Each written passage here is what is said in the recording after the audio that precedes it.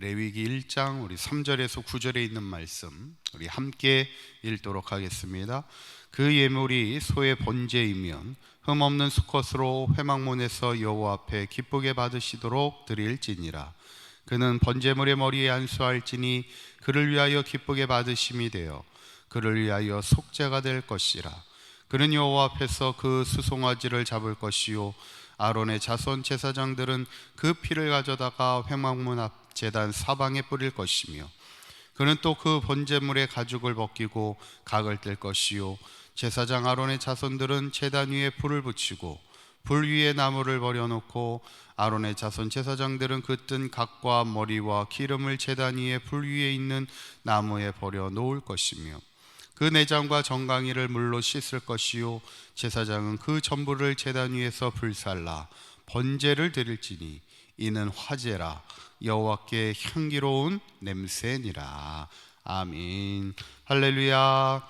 오늘도 말씀과 기도로 승리하는 복된 하루가 되시기를 간절히 축원합니다. 지난 시간에 이제 레위기를 시작하면서 개론적인 말씀을 나눴는데, 레위기라는 말 자체는 레위인에게 주시는 말씀입니다. 특별히 하나님을 제사하는 예배자들로서 어떻게 예배를 할 것인가에 대한, 특별히 제사법에 대한 말씀인데, 어쩌면 이 시대 우리가 예배자로 살아가면서 우리가 제사를 드리지는 않지만 그들이 제사를 통해 어떻게 예배했는가의 이 말씀을 통해 항상 우리도 항상 하나님 앞에 우리의 몸과 마음을 깨끗이 하여 하나님이 받으시는 살아있는 예배를 드리는 진정한 예배자로 살아가는 저와 여러분들의 삶이 되시기를 간절히 축원합니다. 레위기가 크게 세 가지 구조였죠. 뭐였죠? 세 가지 구조가 제사법과 정결법과 성결법입니다. 정결법은 우리의 어떤 육신의 깨끗함을 얘기하는 것이고, 성결법은 우리의 마음, 또 우리의 행실, 우리의 삶이 깨끗해야 된다는 거예요. 하나님을 예배하는 자들은 제사법도 중요하지만 우리의 몸과 마음이 깨끗하여 하나님을 예배함이 진정한 예배가 될 수 있다는 것이죠. 오늘 이제 제사법에 대해서 함께 말씀을 나누고자 하는데, 레위기가 총 27장에 걸치는데 그 중에 1장부터 10장까지 10장에 걸쳐서가 제사법에 대한 이야기입니다. 첫 번째로 제사에는 5가지 종류로 되어 있습니다. 5가지 종류가 화면에 보시면 보이시지만 번제, 소제, 화목제, 속죄제, 속건제입니다.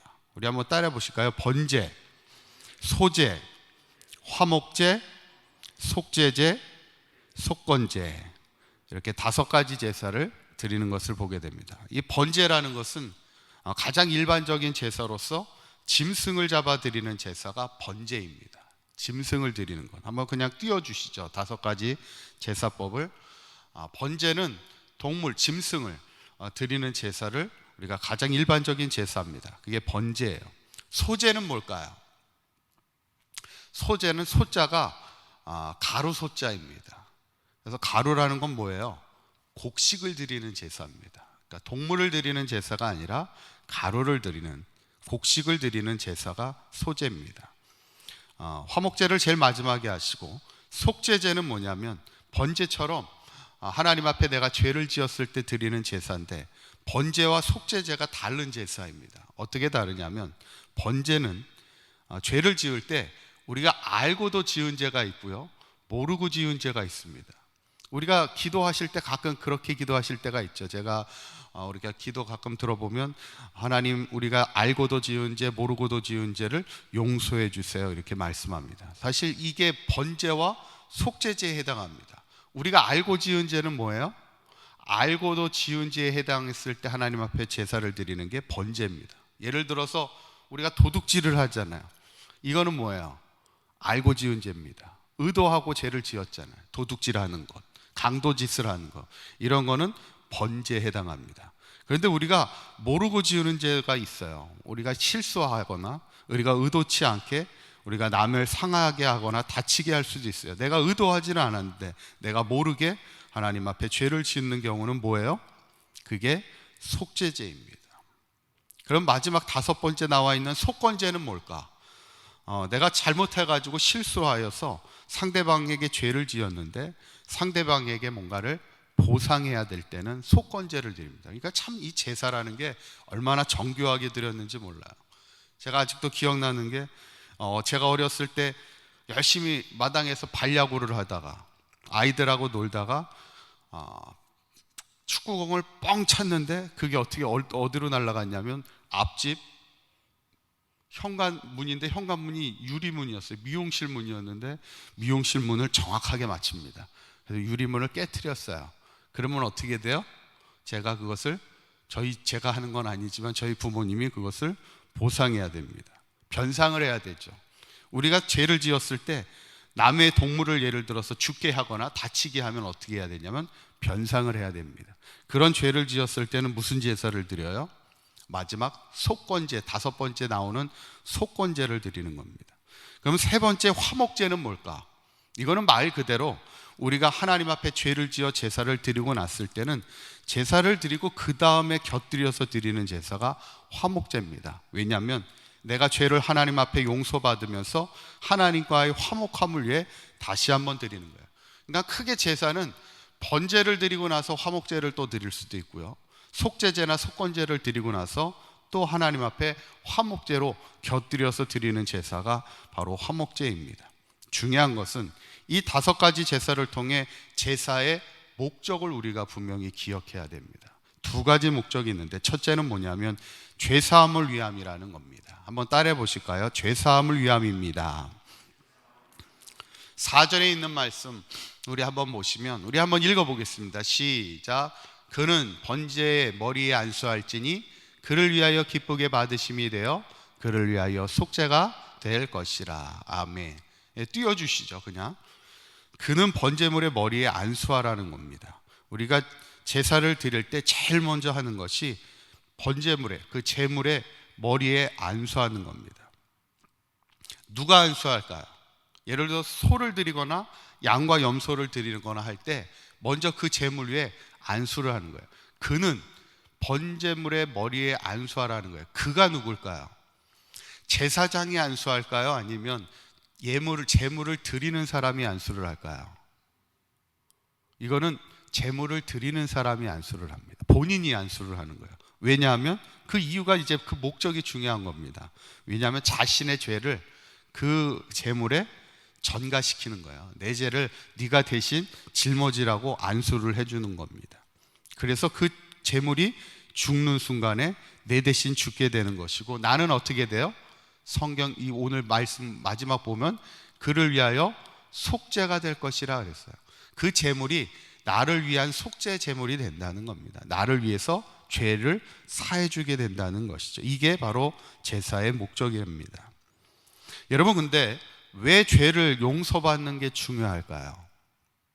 이스라엘 백성이 광야 생활하면서 제사를 드리는 목적은 속죄를 위해 드리는 겁니다. 내가 죄를 용서받기 위해서 제사를 드리는 거예요. 근데 죄 사함을 받는 게 왜 우리에게 중요합니까? 2번째는 바로 하나님과의 화목함을 위함이라는 것이에요. 우리 2번째 보시면 하나님과의 화목함을 위하여 우리가 제사를 드립니다. 보통 아이들을 키우다 보면 아이들이 얼마나 시끄럽습니까? 그런데 가끔 아이들이 조용할 때가 있어요. 왜 조용한지 아시나요? 눈에 보이지 않고 조용할 때가 있습니다. 언제 눈에 보이지 않고 조용할까요? 뭔가 사고를 칠 때는 조용합니다. 꼬마 아이들이 조용하면 수상해요. 어딘가에서 사고를 치고 있을 때 조용합니다. 아담과 하와가 하나님이 먹지 말라는 선악과를 먹었을 때 그 다음에 어떻게 합니까? 성경에 보면 하나님의 낯을 피하여 숨어 있습니다. 그게 죄의 속성입니다. 여러분, 우리가 죄를 짓게 되면 어떻게 돼요? 하나님을 피하게 돼 있어요.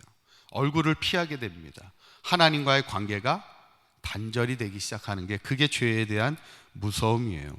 그런데 문제는 우리가 인생을 살아가다 보면 어떻게 죄를 안 지을 수가 있겠어요? 우리가 죄를 지을 수밖에 없습니다. 그것이 인간의 연약함이기 때문에 그래요.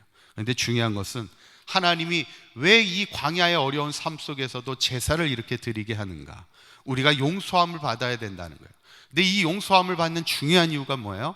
하나님과의 무너진 관계를 회복하며 우리가 이 땅을 살아갈 때 가장 중요한 게 뭐냐면 하나님과의 화목함을 가지고 살아야 되기 때문에 그래요. 우리는 하나님의 자녀이기 때문입니다. 그래서 우리가 이 시대에 코로나의 어려움 속에서도 우리가 예배를 드림을 힘써야 되는 이유가 뭐예요? 하나님과의 온전한 관계를 맺으며 하나님과의 화목함을 누리는 인생이 가장 복된 인생이기 때문입니다.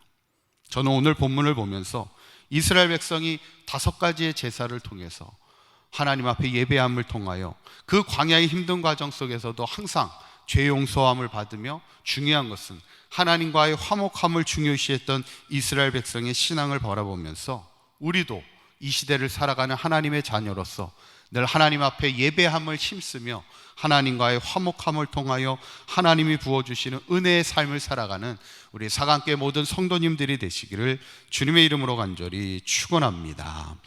기도하시겠습니다. 고맙고 감사하신 하나님, 오늘도 우리가 하나님 앞에 나와 말씀과 기도로 하루를 시작하게 하신 하나님 감사를 드립니다. 우리도 이 시대에 믿음의 광야길을 걸어가면서 우리가 예배하는 일에 힘쓰는 예배자의 삶이 되기를 원합니다. 날마다 우리의 연약함으로 지은 모든 죄를 용서받게 하여 주시고, 무엇보다도 하나님과의 무너진 관계를 회복하며 하나님과의 화목하는 은혜를 누리며 한평생 살아갈 수 있는 우리 사강교회 모든 성도들 되게 하여 주시옵소서. 우리 주 예수 그리스도의 이름으로 기도하옵나이다. 아멘.